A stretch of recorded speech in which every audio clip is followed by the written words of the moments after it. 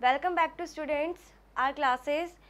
हमने previous classes में जैसे कि पूरा चैप्टर कंप्लीट हम कर चुके हैं फाइबर टू फैब्रिक।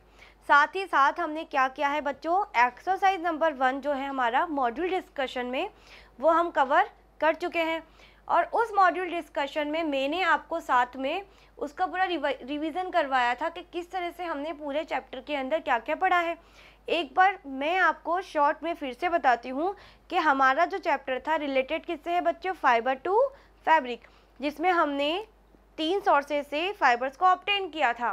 कौन कौन से सोर्सेज थे बच्चों? Natural source, synthetic, that's mean synthetic source से तो हमें कहाँ से फाइबर मिलेगा, केमिकल से। और थर्ड था हमारे पास सेमी सिंथेटिक।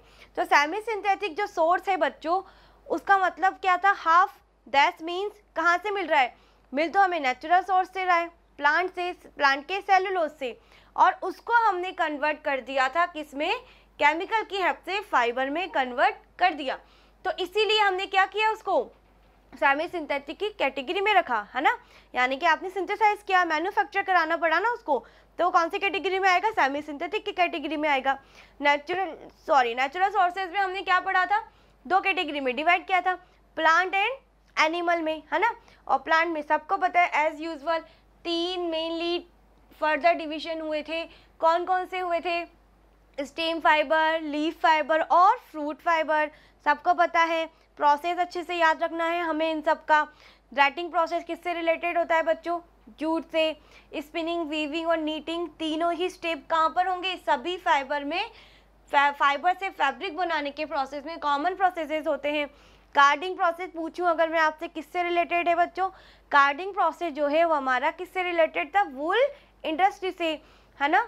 उसके बाद कार्डिंग में हमने क्या किया था, कार्डिंग के अंदर हमने जो वूल थी उसको किस में कन्वर्ट किया था? पहले स्लीवर्स में, बिल्कुल स्ट्रेट स्लीवर्स में, बिल्कुल इक्वल, एक दूसरे के पर्टिकुलर बिल्कुल इक्वल हमने उसको लिया था, पैरेलल लिया था, है ना। उसके बाद क्या कर दिया था हमने, कार्डिंग प्रोसेस। और अगर मैं आपसे पूछूं सॉर्टर डिसीजेस क्या होती हैं, जो मैंने बताया था, सॉर्टर डिसीजेस क्या होती है बच्चों? सॉर्टर डिसीजेस एक ब्लड डिसीज है जो किसकी वजह से हो रही है? एक बैक्टीरिया से। उसका नाम क्या था? Bacterium anthrax. और वो कहाँ मिलता है? जो वूलन आप सेपरेट करते हो शेयरिंग प्रोसेस के थ्रू, किससे सेपरेट करते हैं हम? वूल से, यानी वूल को हम किससे ऑब्टेन करते हैं? शीप से, याक से, लेमा से, है ना। बट ये कहाँ पर होता है? जो शीप जो होती हैं उनके जो हेड्स जो होते हैं उसके अंदर ये बैक्टीरिया जो है वो प्रेजेंट होता है। और जब हम इसको शेयरिंग कर रहे होते हैं, तो शेयरिंग करते हैं तो हम वो कहाँ चला जाता है? ब्रीथिंग प्रोसेस के थ्रू हमारे अंदर चला जाता है, जिसको सॉर्टिंग डिसीज कहते हैं। और इस तरीके की अगर और भी डिसीजेज हो रही हैं किसी भी इंडस्ट्री की वजह से हमें, और हमें और भी तरीके की कोई हेल्थ इश्यूज हो रहे हैं, तो वो क्या कहलाते हैं बच्चों? ऑक्यूपेशन हैजार्ड्स कहलाते हैं। ठीक उसी तरह से सिल्क जब हम पढ़ते हैं तो रीलिंग प्रोसेस कराते हैं बच्चों। रीलिंग प्रोसेस का क्या मतलब है? जो कोकून होता है उस कोकून से हमें क्या करना है, उस के फाइबर्स को जो उस कोकून के साथ अटैच है, गमी सब्सटेंस के साथ चिपके हुए, उसमें से हमको रॉ सिल्क को सेपरेट करना है। तो कोकून से रॉ सिल्क ऑब्टेन करने का जो प्रोसेस होता है वो क्या कहलाता है बच्चों? Reeling process. ठीक है। और जब हम रीलिंग करते हैं तो हम क्या करते हैं? कोकून को बॉइल्ड वाटर के अंदर डाल देते हैं। और जब हम कोकून को बॉइल्ड वाटर के अंदर डालते हैं तो क्या होता है? उसकी जो स्मेल आप इनहेल करते हो वो भी हमारी हेल्थ के लिए अच्छी नहीं होती, क्योंकि उस क्या था? एक गमी सब्सटेंस था, है ना। और वो गमी सब्सटेंस जब वाटर में, गर्म वाटर में, बॉइल्ड वाटर में घुलता है और उसकी स्मेल हम करते हैं तो उससे भी हमें क्या होती है? ब्रीथिंग प्रॉब्लम्स होती है, बहुत सारे से ब्रीथिंग इश्यूज होते हैं। तो ये भी किस में आ जाएगा? आपके एक तरीके से ऑक्यूपेशन हैजार्ड की कैटेगरी के अंदर आ जाता है। ठीक है। अब हम क्या करेंगे बच्चों, अब हम डिस्कस करेंगे हमारे एक्सरसाइज 1 के जो सारे क्वेश्चन थे उसमें से जितने भी मोस्ट क्वेश्चन थे मैंने आपको सब डिस्कस करवा दिए।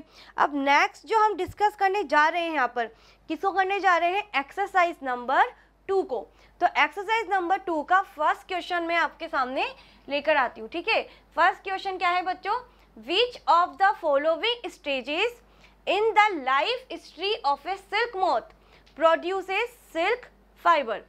अब इस वाले जो क्वेश्चन में बच्चों आपको जो मॉड्यूल है आपका, उस मॉड्यूल के अंदर इसका डायग्राम ड्रॉ करके बताया हुआ है। ठीक।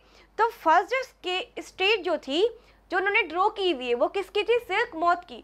जैसे कि मैंने लाइफ हिस्ट्री के अंदर जब आपको पढ़ाया था तो एक एक का डायग्राम ड्रॉ करके बताया था कि सिल्क मॉथ कैसा दिखता है, बटरफ्लाई की तरह दिखेगा, है ना। दूसरा था फर्स्ट लार्वा स्टेज क्या होती है बच्चों, वॉर्म जो इसमें बनते हैं छोटे छोटे से। सिल्क मॉथ ने क्या किया था, 300 से लेके 400 तक इसने एग्स दिए थे हमको, है ना। उस एग में से जब वो हैचेज हुए तो लार्वा निकली, और लार्वा कैसा था, फर्स्ट स्टेज वाला, छोटे छोटे वॉर्म्स थे, है ना। अब फर्स्ट लार्वा स्टेज में आपने सिल्क को प्रोड्यूस किया था क्या, नहीं किया था ना। उसके बाद हमारी कौन सी स्टेज आई थी, कैटरपिलर स्टेज, है ना, जिसमें हमको क्या मिला था, सेकंड लार्वा मिला था। और इस कैटरपिलर ने क्या किया था, अपने चारों ओर किसका फॉर्मेशन किया था, कोकून का फॉर्मेशन किया था। कैसे, इसके अंदर ग्लैंड होती है माउथ में, 2 ग्लैंड्स होती है, सिल्क ग्लैंड, उसमें से स्टकी सब्सटेंस रिलीज किया और अपने चारों ओर स्पन किया था।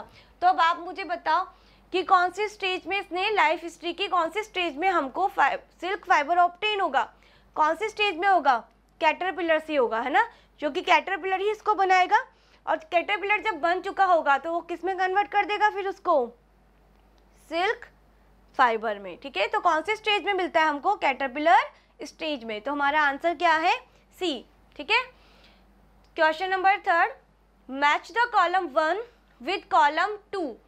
कॉलम 1 क्या है आपका, इसमें आपको कुछ मटेरियल्स दिए हुए हैं। कॉलम 2 में आपको दिया हुआ है उनसे आने वाली स्मेल कब आएगी, जब आप इन पे कोई बर्निंग टेस्ट लगाओगे, है ना। तो जब बर्निंग टेस्ट लगाओगे तो उसमें से बर्निंग स्मेल आएगी, ठीक। अब देखो, जो कॉटन होता है उसको जब हम जलाते हैं, कॉटन कहाँ से ऑब्टेन हो रहा है, प्लांट से, और प्लांट से क्या बनता है, पेपर। तो इनकी बर्निंग स्मेल जो होती है वो किससे मैच करती है, बर्निंग पेपर से मैच होती है, ठीक है। तो कॉटन को किससे मैच करेंगे हम, बर्निंग पेपर से। सेकंड है वूल। वूल कैसा फाइबर है बच्चों, एनिमल फाइबर, है ना। और एनिमल फाइबर में कहाँ से मिलता है, एनिमल के जो हेयर है, जो फ्लीज है, वहाँ से हमको ये ऑब्टेन हो रहा है। और मैंने आपको पहले ही बताया था, एनिमल की हेयर या जो फ्लीज होती है वो कैसे फाइबर होते हैं, प्रोटीन फाइबर होते हैं। तो जब हम इनको जलाएंगे, वूल को जलाएंगे, तो इसमें से जो बर्निंग स्मेल आती है बच्चों, किसके जैसी होगी, just like a burning hair की तरह, ठीक। उसके बाद है सी, नायलॉन। नायलॉन जो होता है ये सिंथेटिक फाइबर है, और सिंथेटिक फाइबर की स्मेल को हम क्या, जब उसको हम जलाते हैं तो इसकी स्मेल को आप इजीली डिस्टिंग्विश नहीं कर सकते हो, पहचान नहीं कर सकते हो, रिकॉग्नाइज नहीं कर सकते हो। बट जनरली इनकी स्मेल जो होती है वो कैसी होती है, बर्निंग ऑफ प्लास्टिक की तरह होती है, ठीक है। तो नायलॉन की जो स्मेल है वो कैसी होती है, बर्निंग ऑफ प्लास्टिक। तो अब हम देखते हैं हमारा इन चारों ऑप्शन में से कौन सा ऑप्शन हमारे अकॉर्डिंग मैच होता है। ए को मैंने किससे मैच किया बच्चों, सेकंड से। तो यहाँ पर सेकंड कहाँ है, देखो डी वाले ऑप्शन में है। ए किसके साथ मैच हो रहा है, सेकंड के साथ। वूल को मैंने मैच किया था किससे, बर्निंग ऑफ हेयर से, यानी कि बी को मैच किया थर्ड से। सी है हमारे पास नायलॉन। नायलॉन को किससे मैच किया मैंने, बर्निंग ऑफ प्लास्टिक। और बर्निंग ऑफ प्लास्टिक कौन से नंबर पे है, ए नंबर पे है। तो हमारा आंसर कौन सा होगा बच्चों, डी होगा, ठीक। उसके बाद आता है क्वेश्चन नंबर 4। इसमें हमें बताया हुआ है read the given statements and select the correct option. Statement 1 क्या कहता है, shearing does not harm the sheep, ठीक। और स्टेटमेंट 2 कहता है the uppermost layer of the skin is made up of dead cell, ठीक। तो ये किससे रिलेटेड है बच्चों, समझ में आया कुछ। ये रिलेटेड है हमारा जिसमें हार्म नहीं होता है, एनिमल से हेयर को सेपरेट करने वाला प्रोसेस जिसमें एनिमल को नुकसान नहीं पहुंच रहा था। कौन सा था, वूल इंडस्ट्री था, क्योंकि हमने सिर्फ 2 ही तो एनिमल फाइबर पढ़े, एक तो वूल और एक सिल्क। लेकिन सिल्क में क्या हो रहा था बच्चों, हमने तो एनिमल को पूरी तरह से मार ही दिया, लेकिन वूल में ऐसा नहीं होता। तो ये किससे रिलेटेड है बच्चों, ये वूल इंडस्ट्री से रिलेटेड है। तो शेयरिंग मीन्स जब हम रिमूव करते हैं फ्लीज को या हेयर को, किससे, शीप से, तो वो प्रोसेस क्या कहलाता है बच्चों, शेयरिंग प्रोसेस कहलाता है, ठीक। तो फर्स्ट स्टेटमेंट पूरी तरह से ट्रू है। सेकंड स्टेटमेंट में वो कह रहा है कि अपर मोस्ट लेयर जो होती है शेयरिंग में, वो किसी भी तरह से एनिमल स्किन को हार्म नहीं करती है। तो दोनों ही स्टेटमेंट क्या है, ट्रू है। अब हम देखते हैं कि हमारे पास जो चारों ऑप्शन है उसमें से इसको कौन पूरी तरह से सेटिस्फाई करता है। तो ए ऑप्शन कहता है कि both statement 1 and 2 are true, तो हमें सीधा सीधा आंसर यहीं पे मिल गया है। ठीक, एक बार हम देखते हैं कि अदर जो ऑप्शन थे वो क्या रहे थे। बी ऑप्शन हमें कह रहा था कि both are true but statement 2 is not the correct explanation of statement 1। इसने क्या कहा, दोनों ही स्टेटमेंट सही तो है, लेकिन स्टेटमेंट 2 जो क्या कह रहा था कि upper most layer of the skin is made up of dead skin, dead cells, वो उसको पूरी तरह से एक्सप्लेन नहीं कर रहा है। ठीक है, तो ये गलत है, जबकि स्टेटमेंट 2 स्टेटमेंट 1 को अच्छे से एक्सप्लेन कर रहा है ना, तो अब भी हो ही नहीं सकता। अब सी देखते हैं हम, statement 1 is true but statement 2 is false. क्या कह रहा है वो, स्टेटमेंट 1 तो सही है लेकिन स्टेटमेंट 2 फॉल्स है, तो ये बिल्कुल ही गलत है। जबकि हम पहले ही बोल चुके हैं कि दोनों ही स्टेटमेंट कैसे होंगे बच्चों, दोनों ही स्टेटमेंट पूरी तरह से सही होंगे। ठीक है, उसके बाद आते हैं हम हमारे नेक्स्ट इम्पॉर्टेंट क्वेश्चन के ऊपर। तो जितने भी आपने ये क्वेश्चन अभी तक सॉल्व किए हैं, सॉल्व करने का सही तरीका क्या होगा, हमें ध्यान से क्वेश्चन को पढ़ के उनको उनके ऑप्शन के अकॉर्डिंग मैच करते हुए जाना है, उनकी प्रॉपर्टी के बेसिस पे कि कौन सी प्रॉपर्टी किस तरह से उनसे मैच हो रही है। ठीक है, क्वेश्चन नंबर 6 अब हम देखते हैं, है ना।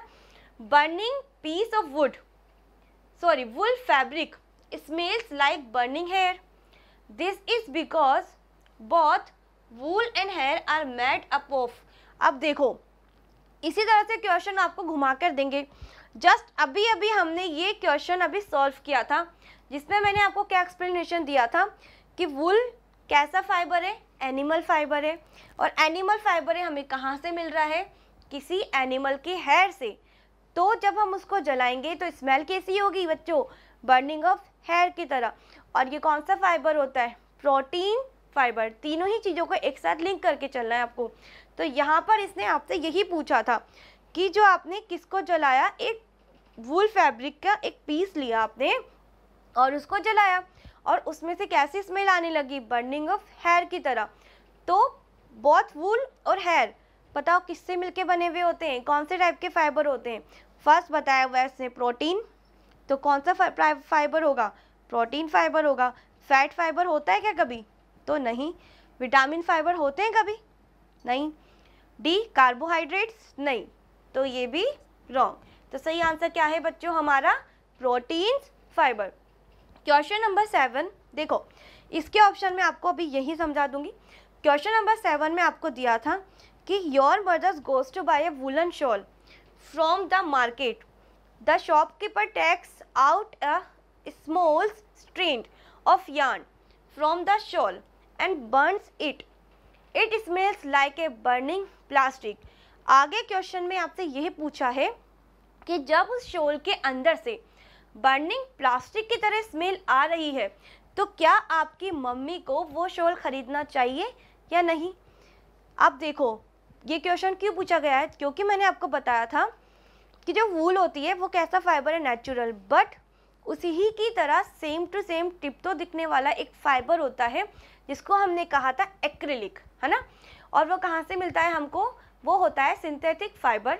और एक्रिलिक जो होता है उसको हम कभी भी देख करके पहचान नहीं सकते, क्योंकि उसका टेक्सचर वो पूरा कैसे दिखाई देता है, वूल की तरह ही दिखाई देगा। ठीक है, तो क्या हमें ऐसा फाइबर खरीदना चाहिए, क्योंकि आप एक्रिलिक खरीदोगे तो क्या होगा, आपको स्किन डिसीज हो सकती है ना, वो इतना कंफर्टेबल नहीं होंगे। नेचुरल फाइबर बहुत कंफर्टेबल होते हैं, स्ट्रेचेबल होते हैं और कोई स्किन को हार्म नहीं करते। तो क्वेश्चन ने पूछा है क्या आपको ये फाइबर खरीदना चाहिए या नहीं खरीदना चाहिए। ठीक है, तो हमारा आंसर क्या होगा बच्चों, नो, जो कि है आंसर नंबर आपका बी। हमको ये फाइबर बिल्कुल भी खरीदना नहीं चाहिए। अब क्या करेंगे बच्चों, हम एक्सरसाइज नंबर 3 के कुछ क्वेश्चन डिस्कस करेंगे।